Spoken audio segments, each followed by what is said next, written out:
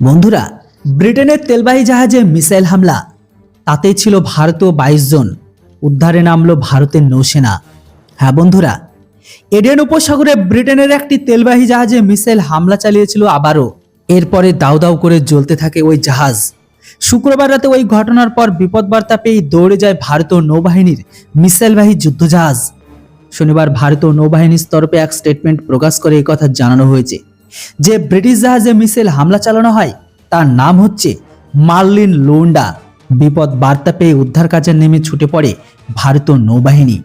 জানা গিয়েছে ব্রিটিশ ওই জাহাজটিতে মোতায়েন ছিল 22 জন ভারতীয় আর একজন বাংলাদেশি নাগরিক।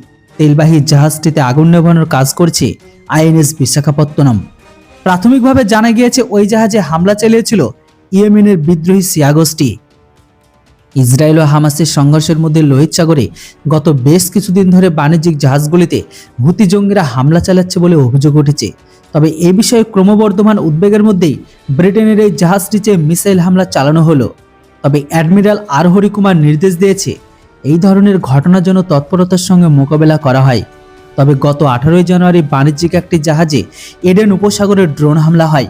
তবে ওই জাহাজেও একাধিক ভারতীয় ছিল। বিপদ বার্তা পাওয়ার পরে ভারতে আইএনএস বিশাখাপত্তনমকে পাঠিয়ে দেয় সেখানে, যেখানে এর আগে গত 23 ডিসেম্বর লাইবেরিয়ায় পতাকাবাহী এমভি কেম প্লুটো নামে একটি জাহাজে ভারতের পশ্চিম উপকূলে ড্রোন হামলা হয়। তাতে 21 জন ভারতীয় ছিল। এমভি কেম প্লুটো ছাড়াও একই দিনে দক্ষিণ লোহিত সাগরের সন্দেহভাজন ড্রোন হামলা হয় ভারতের অভিমুখে আসা আরেকটি বাণিজ্যিক তেলবাহী ট্যাঙ্কারে। ওই জাহাজেও 25 জন ভারতীয় ছিল বলে জানা গিয়েছে।